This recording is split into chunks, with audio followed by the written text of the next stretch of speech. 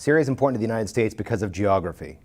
It borders major U.S. allies: Israel, Jordan, Turkey, Iraq, and Lebanon, which is not a formal ally of the United States, but where we have a lot of interests. The problem is that any conflict that takes place inside of Syria, especially the level of conflict as we have it today in Syria, doesn't stay there. It spills out over its borders and affects the stability of those neighboring countries. Thus far, 120,000 Syrians have been killed. That's approximately the number killed in Bosnia, but unfortunately it's occurred in half the time. Around a half of the Syrian population of 23 million people is currently on the move, either as refugees in neighboring countries or as internally displaced persons. Starvation has taken place, particularly among the opposition. Disease is now rampant in those areas as well, including a major polio outbreak in the city of Deir ez-Zor that threatens a lot of the health security in the Middle East and beyond. As the original fight of the protesters against the Assad regime turned violent as a result of the Assad regime's attempt to shoot their way out of the conflict, the war then took on different dimensions, with different regional players intervening in Syria to support their allies and clients. On the side of the regime, we have Hezbollah, the IRGC Quds Force, and Shia militias formally fighting beside Assad regime forces.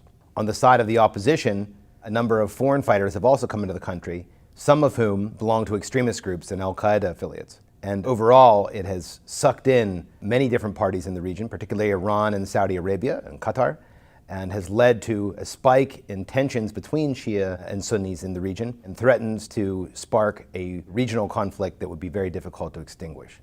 The conflict in Syria has affected its neighbors in two major ways.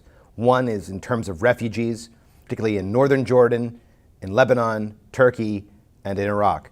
The other major aspect is cross-border fighting, with Hezbollah now intervening inside of Syria, but also a number of extremists coming across the Turkish and the Iraqi borders into northern Syria. The same kind of conflict that we had in Iraq during the American intervention there, with Sunni forces fighting Shia forces, different militias, and sub-state actors, is now taking place inside of Syria. And the number of refugees flooding into Iraq is also going up.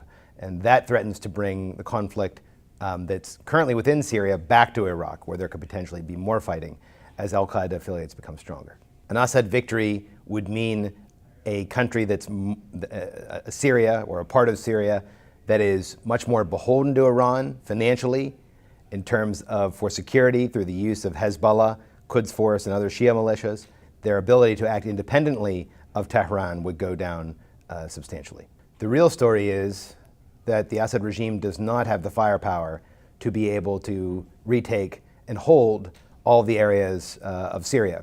That means that many parts of Syria become ungoverned spaces where terrorist groups and other groups that oppose U.S. and Israeli interests can carry out operations not only in Syria, but in the region and throughout the world.